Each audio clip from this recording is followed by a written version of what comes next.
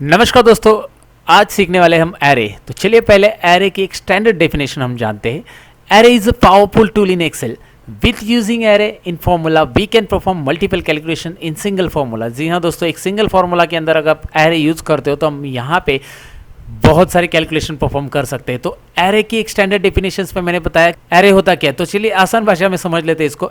Array मतलब एक powerful tool है एक्सेल के अंदर। अगर कोई फॉर्मूला के अंदर हम इसे यूज करते हैं तो जहाँ पे हमें मल्टीपल कैलकुलेशंस करने रहते हैं वो यहाँ पे एक साथ एक फॉर्मूला से कर सकते हैं। तो एग्जाम्पल दिखाना तो ज़रूरी पड़ता है दोस्तों इस पे। तो चलिए पहले एग्जाम्पल दिखा देता हूँ ताकि आपको ये समझ में आ जाए। तो यहाँ पे आपको दिखाई दे रहा है एक एग्जाम्पल, मैंने यहाँ पे कुछ टाइप किया है। मैं आपको बताना चाहूँगा कि यहाँ पे कुछ मेरी वैल्यूज़ है। बस मैं चाहता हूँ कि इस वैल्यूज़ को मैं इस 5 से मल्टीपल करूँ। तो यहाँ पे मैंने 5 लिखा है और ये मल्टीप्लाई कर दिया है, जो कि आपको दिख रहा है। ट्रेडिशनल मेथड मैंने यूज़ की है, तो ये 5 इन सेल्स से मल्टीप्लाई करके यहाँ पे इसका रिजल्ट आगे के सेल्स में आ चुका है। तो मैं अब चाहता हूँ कि इसके ऊपर 10% मैं कैलकुलेट करूँ। तो मैंने 10% भी कैलकुलेट कर लिया है ट्रेडिशनल मेथड से, यानी कि इंटू 10% इस तरह से किया है। आपको दिखाई दे रहा है यहाँ पे डॉलर साइन ये इसलिए लगाया ताकि ये सेल को मैंने फिक्स किया है। और आगे दिखाऊंगा मैं आपको, इसमें मैंने 100 ऐड किया है, ऐड वैल्यू 100। तो ये जो वैल्यू आई है 5, उसमें 100 ऐड की है और उसके बाद मैं इसकी सम करना चाहता हूँ। तो यहाँ पे आप देख सकते हैं इसकी टोटल मैंने की है। तो ये सब कैलकुलेशन मैंने यहाँ पे परफॉर्म किया है। इतना सारा लेंदी प्रोसेस मुझे करना पड़ा है। पहले मैंने मल्टीप्लाई किया, फिर परसेंटेज निकाला, फिर ऐड किया, और ये सब अगर मैं करना चाहता हूँ एरे की हेल्प से तो यहाँ पे दिखाई दे रहा है एक ही फॉर्मूला। तो एक ही फॉर्मूला में यही आंसर आ रहा है, आपको दिखाई दे रहा है आंसर सेम आ रहा है।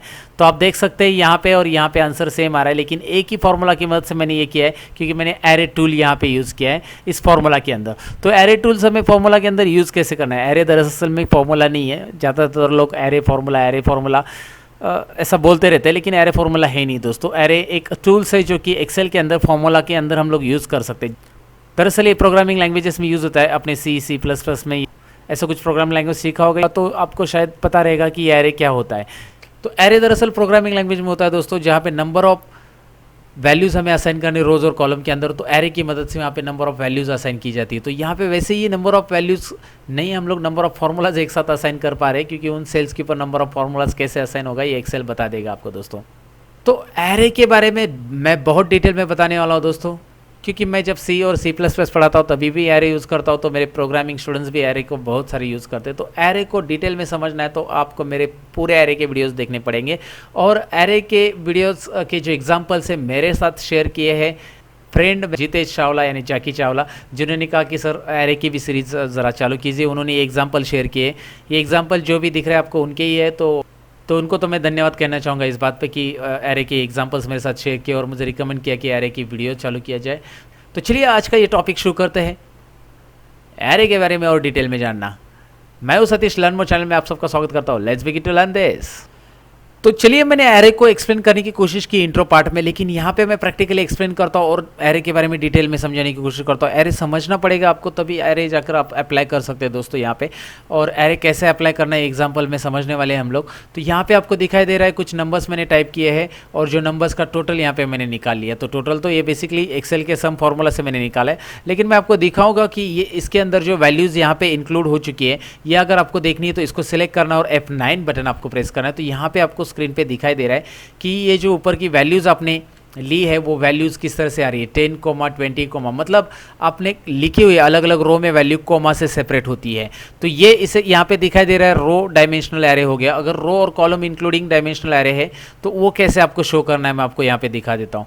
तो ये एरे ऑलरेडी इंक्लूड है, एरे मैं आपको बता रहा हूँ कि ऑलरेडी इंक्लूड है सेल के अंदर। यहाँ पे दिखाई दे रहा था कि ये वैल्यू सब पिक हो गया, इसका एडिशन यहाँ पे आ चुका है, जो कि रेंज के हिसाब से एक्सेल इस तरह से दिखाएगा। लेकिन एरे के हिसाब से अगर आप देखेंगे या इस फॉर्मूला को आप एक्सप्लोर करोगे तो आपको यहाँ पे इस तरह से दिखाई देगा कि ये सभी वैल्यूज़ का एडिशन होता है, सम होता है। तो एरे हमेशा डिनोट होता है इस करली ब्रेसेस के साथ, आपको दिखाई दे रहे हैं करली ब्रेसेस यहाँ पे आ रहे हैं। फिलहाल मैं आपको अभी दिखाऊं कि यहाँ पे 2 डायमेंशनल यानी कि रो और कॉलम इंक्लूड करके अगर एरे लेंगे हम लोग, स्टैटिक डिस्ट्रीब्यूशन भी बोला जाता है दोस्तों, जो कि एरे यहाँ पे आप देखेंगे कि मैं रोज और कॉलम में ऐड करूँगा तो किस तरह से मैं आपको दिखा देता हूँ। यहाँ पे सपोज मैं इतने सेल्स सेलेक्ट कर चुका हूँ और यहाँ पे इज इक्वल टू टाइप करो। इज इक्वल टू के बाद यहाँ पे ज़रा जूम करके आपको दिखा देता हूँ। यहाँ पे मैं इस तरह से करली ब्रेसेस ऐड करो और करली ब्रेसेस के अंदर मैं यहाँ पे वैल्यूज़ किस तरह से टाइप करता हूँ मैं आपको दिखाता हूँ।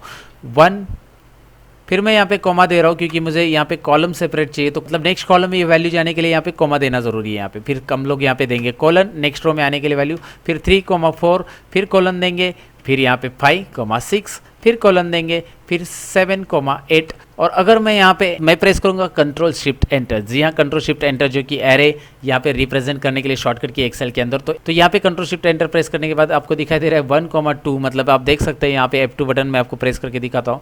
1,2 यानी कि यहाँ पे कोमा के बाद जब सेमीकोलन आ रहा है तो नेक्स्ट रो में चला जा रहा है, और कोमा जब आ रहा है तो नेक्स्ट कॉलम में चला जा रहा है। तो इस तरह से स्टैटिक डिस्ट्रीब्यूशन है, इसे 2 डायमेंशनल एरे भी बोल सकते हैं जब 2 कॉलम को यहाँ पे लिया जा रहा है। तो यहाँ पे आपको समझ में आया होगा कि ये एरे यहाँ पे इस तरह से डिस्प्ले किया जाता है। तो मैंने आपको बताया बस क्या होता है। तो चलिए यहाँ पे एरे का और एक प्रैक्टिकल एग्जांपल हम लोग देखते हैं। यहाँ पे आपको दिख रहा है टेक्स्ट और यहाँ पे दिख रहा है नंबर्स। तो मैं काउंट करना चाहता हूँ इस सेल में कितने सेल्स में टेक्स्ट है, कितने सेल्स में नंबर है। फिलहाल तो एग्जांपल मैं ऐसे भी देख के बता सकता हूँ, लेकिन दोस्तों अगर आपके पास ज़्यादा सेल्स है तो आपको पता है कि भाई ये बहुत मुश्किल है कि कितने सेल्स में टेक्स्ट है, कितने सेल्स में नंबर है। तो उसके लिए हमें यहाँ पे यूज़ करना है ये फॉर्मूला जो मैं आपको दिखा रहा हूँ यहाँ पे।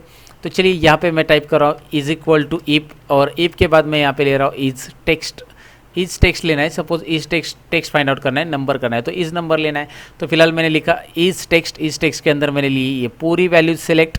अगर ये पूरी वैल्यूज में यहाँ पे मतलब इज टेक्स्ट है तो यहाँ पे आ जाएगा 1। आपको मैं फॉर्मूला ज़रा जूम करके दिखा देता हूँ, और यहाँ पे आपको नहीं तो 0 आंसर देना है। तो यहाँ पे इस फॉर्मूला को ज़रा एक्सप्लोर करके मैं आपको बता देता हूँ। इतनी सेल्स को मैं यहाँ पे सिलेक्ट करा और F9 प्रेस करूँगा, तो यहाँ पे आपको दिखाई दे रहा है, जैसे मैं F9 प्रेस करूँगा तो आपको दिखाई दे रहा है एक एक इंडिविजुअल सेल यहाँ पे स्टोर हो रही है। अगर मैं इसे F9 एरे में कन्वर्ट करूँगा, इस रेंज को, हर एक रेंज को आप एरे में कन्वर्ट करके देख सकते हैं, और F9 प्रेस करके उसे कन्वर्ट करके यहाँ पे देख सकते हैं। तो आपको दिखाई दे रहा है कि इंडिविजुअल सेल्स को अलग अलग जगह पे यहाँ पे स्टोर कर रहा है। तो एरे यहाँ पे हर एक वैल्यू को इंडिविजुअली चेक करेगा। ईच टेक्स्ट फंक्शन मतलब इंडिविजुअल सेल्स के ऊपर अप्लाई होगा, जैसे ABC टेक्स्ट, फिर XYZ, फिर 98 और सब के ऊपर अप्लाई होकर यहाँ पे रिजल्ट आने वाला है। तो फिलहाल मैं यहाँ पे इसे अभी यहाँ पे आपको ये समझ में आया होगा कि each and every individual cell each text formula की जरिए यहाँ पे चेक हो जाएगा, क्योंकि F9 प्रेस करने से मैंने दिखाया होता क्या है यहाँ पे।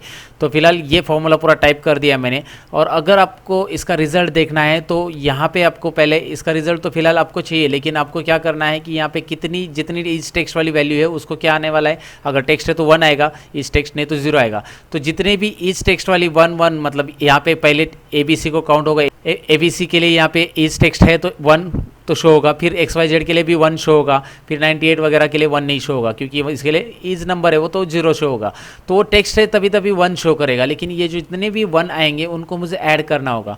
तो मैं इसके आगे कौन सा फॉर्मूला ऐड करूँगा, सम का फॉर्मूला ऐड करूँगा। तो सम का फॉर्मूला अगर मैं इसके आगे ऐड कर देता हूँ, मैं आपको दिखा देता हूँ ज़रा जूम आउट करके। सम का फॉर्मूला ऐड कर दूंगा मैं यहाँ पे, ब्रैकेट क्लोज, और यहाँ पे आपको दिख रहा है इसका आंसर 2 आ चुका है। मैंने फिलहाल इसको एरे में कन्वर्ट कर दिया, इसलिए मुझे यहाँ पे control shift enter button press करने की जरूरत नहीं पड़ी। लेकिन अगर आप इसे डिलीट कर देते, सपोज मैं इसको डिलीट कर देता हूँ यहाँ पे और दोबारा रेंज सेलेक्ट करता हूँ, तो मुझे यहाँ पे प्रेस करना होगा कंट्रोल शिफ्ट एंटर, तो यहाँ पे ये तभी आ जाएगा। तो याद रखना है आपको ये फॉर्मूला ऐसे रखना है, इसको एरे में एक्सप्लोर नहीं करना है। तो इस रेंज को आपको ऐसे रहने देना है, और कंट्रोल शिफ्ट एंटर अगर आप प्रेस करते हो तो यहाँ पे उसका कैलकुलेशन होता है। तो यहाँ पे समझ लेना है कि जब भी यहाँ पे वापस मैं F9 करके आपको दिखा देता हूँ कि जब कभी भी ABC, यहाँ पे आपको दिखाई दे रहा है ABC पहला टेक्स्ट, फिर दूसरा दिख रहा है ABC XYZ, तो ये इंडिविजुअली चेक कर रहा है इस फॉर्मूला के अंदर। ईच टेक्स्ट फॉर्मूला हर एक इंडिविजुअल सेल के ऊपर अप्लाई हो रहा है, और उसके अकॉर्डिंग उसको 1 दे रहा है यहाँ पे। तो इसका 1 आ रहा है, इसका 1 आ रहा है, 1 और 1 सम से क्या हो जाएगा, 2 हो जाएगा। तो टोटल 2 टेक्स्ट वैल्यूज है यहाँ पे पता चलेगा। अगर आप यहाँ पे इज नंबर लिखेंगे तो नंबर का आ जाएगा। तो चलिए मैं इज नंबर लिख देता हूँ। इज नंबर मैं यहाँ पे लिख दिया मैंने, और यहाँ पे मैंने एंटर बटन प्रेस कर दिया। मैंने कंट्रोल शिफ्ट एंटर नहीं प्रेस किया क्योंकि मैंने ऑलरेडी उसे एरे में कन्वर्ट कर दिया। तो यहाँ पे दिख रहा है 6 नंबर्स यहाँ पे अवेलेबल आ चुके हैं। तो अगर आप ये एरे हटाना चाहते हो पूरा का पूरा, तो एरे यहाँ से हटा सकते हैं आप। इसे डिलीट कीजिए और रेंज को सिलेक्ट कीजिए, लेकिन अभी आपको करना होगा कंट्रोल शिफ्ट एंटर दोस्तों। तो यहाँ पे ये आंसर आ जाता है। तो ये समझना ज़रूरी है कि इसमें एरे ऐड करना कैसे है। एरे ऐड करना मतलब एरे शो करना है। यहाँ पे एरे को कोई फॉर्मूला हम नहीं बोल सकते, मैंने पहले बोला है। एरे यहाँ पे ऐड कर रहे, एरे मतलब हम एक एरे मतलब हर एक सेल्स को इंडिविजुअली यहाँ पे मिल जाता है एक पर्टिकुलर आइडेंटिटी, जो फॉर्मूला के अंदर यहाँ पे C3 to C10 रेंज थी, लेकिन F9 प्रेस करने से आपको मिल रहा है यहाँ पे हर एक वेरिएबल को एक प्लेस या लोकेशन या स्टोरेज। जैसे आप देख सकते हैं एरे के हर एक यहाँ पे हर एक सेल्स का रिप्रेजेंटेशन दिखाई दे रहा है और हर एक सेल को इंडिविजुअली इज नंबर चेक करेगा। जनरली हम इसके पहले फंक्शन अप्लाई करते थे मतलब बिना एरे के, तो यहाँ पे आपको पता रहेगा कि अगर इज नंबर अप्लाई करना है तो एक इंडिविजुअली सेल उसको सिलेक्ट करनी थी, एक रेंज को हम लोग इज नंबर अप्लाई नहीं कर पाते थे, लेकिन अभी कर सकते हैं। और कैसे करना है ये एरे की मदद से आपने देखा है, बिल्कुल ये आपको यहाँ पे समझ में आएगा उम्मीद करता हूँ दोस्तों। लेकिन ये एग्जाम्पल के साथ मैं और एक एग्जाम्पल बताऊँगा जो कि स्टार्टिंग में इंट्रो पार्ट में मैंने बताया था कि ये मैंने कैसे किया है। तो ये समझना है कि मुझे ये मल्टीपल कैलकुलेशन कैसे करने हैं, तो चलिए मैं आपको यहाँ पे इसका भी एक्सप्लेनेशन कर देता हूँ ये एग्जांपल का। तो यहाँ पे मैंने बोला आपको कि ये कैलकुलेशंस आपने कर दिया 10 × 5, इसके ऊपर मुझे 5 को मल्टीप्लाई करना है, मल्टीप्लाई करने के रिजल्ट के ऊपर 10% निकालना है, 10% में 100 ऐड करना है और फिर उसके एडिशन करना है सभी नंबर की, तो ये जाके रिजल्ट मिल रहा है। ऐसा कोई भी कैलकुलेशन हो सकता है, मैंने बस एग्जाम्पल लिया है यहाँ पे दोस्तों। तो चलिए अब देखिए यहाँ पे फॉर्मूला कैसे अप्लाई कर रहा हूँ। मैं तो करना चाहता हूँ पहले सम, तो सम का फॉर्मूला मैं अप्लाई कर देता हूँ। यहाँ पे सम का फॉर्मूला आपको पता है, इस तरह से हम यहाँ पे सम करेंगे इसका।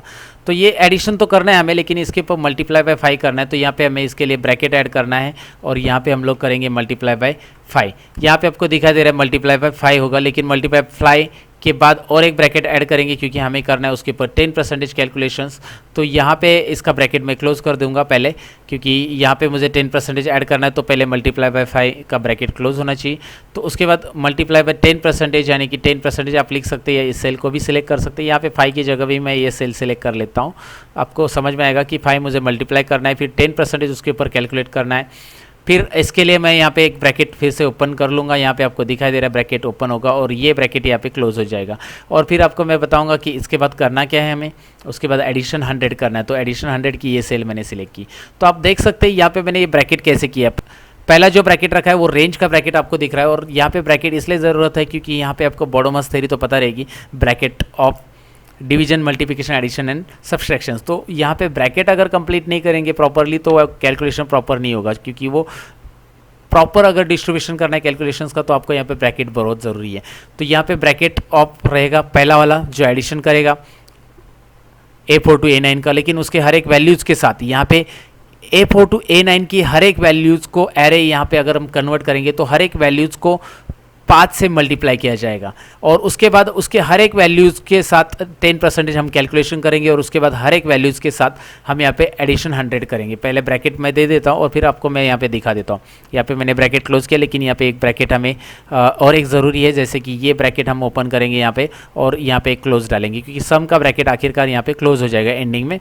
और ये जो ब्रैकेट मैंने एक्स्ट्रा दिया था अभी इसका पर्पल, आप कलर वाइज देख सकते हैं, रेड का रेड की जगह, ऑरेंज का ऑरेंज की जगह, फिर पर्पल का पर्पल की जगह क्लोज है, ग्रीन का ग्रीन की जगह, और यहाँ पे सम का अपनी जगह। तो यहाँ पे इस तरह से ब्रैकेट देना बहुत ज़रूरी है। अब यहाँ पे मैं F9 प्रेस करके दिखा देता हूँ दोस्तों आपको। F9 प्रेस करने से होता क्या है ज़रा देख लीजिए। यहाँ पे ये जो रेंज मैंने सिलेक्ट की थी उसके अंदर की जितनी भी सेल्स है उसको इंडिविजुअली यहाँ पे मार्क करके शो हो रहा है। तो यहाँ पे आपको सिंगल कॉलम में ये यहाँ पे दिखाई दे रहा है, इसको आप सिंगल डायमेंशनल एरे भी बोल सकते हैं दोस्तों। और ये सिंगल डायमेंशनल एरे आपकी सभी वैल्यूज़ को यहाँ पे असाइन कर रहा है, और यहाँ पे मल्टीप्लाई बाय 5 मतलब 10 मल्टीप्लाई बाय 5 हो जाएगा, फिर 20 मल्टीप्लाई बाय 5, 30 मल्टीप्लाई बाय, ऐसे सभी वैल्यूज़ को मल्टीप्लाई हो जाएगा, और साथ में उसके बाद उसको ऊपर 10% और उसके बाद उसमें 100 ऐड किया जाएगा। तो ये आपको समझ में आएगा मैंने F9 क्यों प्रेस किया। अगर मैं F9 यहाँ पे प्रेस करता हूँ और एंटर प्रेस करता हूँ तो यहाँ पे मुझे कंट्रोल शिफ्ट एंटर प्रेस करने की ज़रूरत नहीं है, लेकिन मैं चाहता हूँ कि ये डायनेमिकली रहे। मैं F9 प्रेस कर दूंगा तो ये वैल्यू यहाँ पे इंपोर्ट होगी। अगर मैं यहाँ पे वैल्यू चेंज करूँगा तो फिर यहाँ पे चेंज नहीं होगी, इसलिए मैं ये रेंज को यहाँ पे डिलीट कर दूंगा। और करूँगा क्या, मैं यहाँ पे ये रेंज सेलेक्ट कर लूँगा और यहाँ पे कंट्रोल शिफ्ट एंटर करूँगा। अब जब भी मैं यहाँ पे चेंजेस करूँगा वैल्यू के अंदर कुछ भी, तो डायरेक्टली वहाँ पे चेंज हो जाएगा ऑटोमेटिकली। तो ये ज़रूरी है समझना यहाँ पे कि आपको करना क्या है, कंट्रोल शिफ्ट एंटर कब करना है, F9 कब करना है, और एरे होता क्या है। तो ज़्यादातर मैंने हमेशा सुना है कि लोग बोलते हैं एरे एक फॉर्मूला है। एरे मतलब यहाँ पे ग्रुप ऑफ वेरिएबल्स बोल सकते हैं आप। ग्रुप ऑफ वेरिएबल्स यहाँ पे जनरेट होते हैं और उसके अंदर हर एक के लिए अलग अलग एड्रेस असाइन होता है। तो एरे मतलब प्रोग्रामिंग लैंग्वेज में मैं आपको एक्सप्लेन करूँगा। तो यहाँ पे ग्रुप ऑफ वेरिएबल एक साथ असाइन किए जाते हैं। वेरिएबल मतलब जो कि बहुत सारी वैल्यूज़ को एक साथ रखने के लिए आपको अलग अलग मेमोरी के अंदर स्पेस अवेलेबल करके देता है, उसी को हम लोग वेरिएबल बोलते हैं दोस्तों।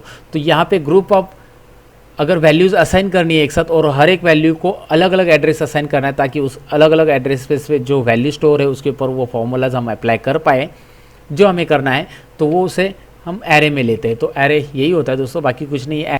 आने वाले वीडियोज़ में एरे के कुछ और एग्जाम्पल लेके आऊँगा जिसमें एरे और अच्छी तरह से आपको समझ में आएगा कि एरे की मदद से हम लोग अपना टाइम कैसे बचा सकते हैं। दोस्तों ज़रूर बचा सकते हैं। और काफ़ी अच्छे एग्जाम्पल मेरे साथ शेयर किए जीते चावला जी ने, जिन्होंने काफ़ी अच्छा स्टडी किया, एरे पे बहुत काम करते हैं वो, तो मैं उनको स्पेशली धन्यवाद कहना चाहूँगा। तो चलिए दोस्तों, मैं मिलता हूँ अगले वीडियो के अंदर। लेकिन आप नए हो मेरे चैनल पे तो सब्सक्राइब जरूर करना, क्योंकि मैं पढ़ाता हूँ एक्सेल, मैथ्स एक्सेल, बीबी एक्सेल के काफ़ी इंटरेस्टिंग फैक्ट्स। अब आखिर में यही कहूँगा, सीखते रहो, सिखाते रहो। Bye bye.